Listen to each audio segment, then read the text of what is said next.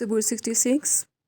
اے ساری زمین خدا کے حضور خوشی کا نعرہ مار، اس کے نام کے جلال کا گیت گاؤ، ستائش کرتے ہوئے اس کی تمجید کرو۔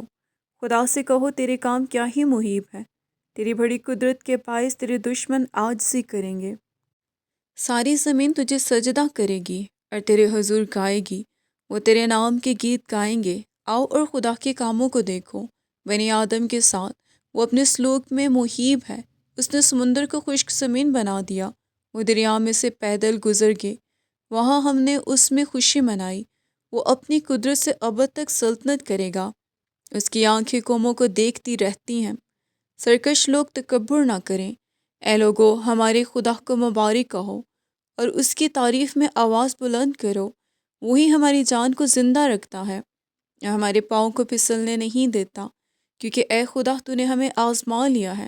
تو نے ہمیں ایسا تایا جیسے چاندی تائی جاتی ہے، تو نے ہمیں جال میں پھنسایا اور ہماری کمر پر بھاری بوجھ رکھا۔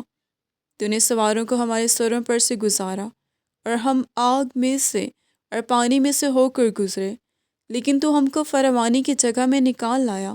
میں سوختنی قربانیاں لے کر تیرے گھر میں آؤں گا اور اپنی منتیں تیرے حضور ادا کروں گا، جو مصیبت کے وقت میرے لبوں سے نکلی اور میں نے اپنے منہ سے مانی۔ میں موٹے موٹے جانوروں کی سوختنی قربانیاں مینڈھوں کی خوشبو کے ساتھ چڑھاؤں گا، میں بیل اور بکرے گزرانوں گا۔ اے خدا سے ڈرنے والو سب آؤ سنو، اور میں بتاؤں گا کہ اس نے میری جان کے لیے کیا کیا کیا ہے۔ میں نے اپنے منہ سے اس کو پکارا، اس کی تمجید میری زبان سے ہوئی۔ اگر میں بدی کو اپنے دل میں رکھتا تو خدا میری نہ سنتا، لیکن خدا نے یقیناً سن لیا ہے، اس نے میری دعا کی آواز پر کان لگایا ہے۔ خدا مبارک ہو جس نے نہ تو میری دعا کو رد کیا اور نہ اپنی شفقت کو مجھ سے باز رکھا۔ آمین۔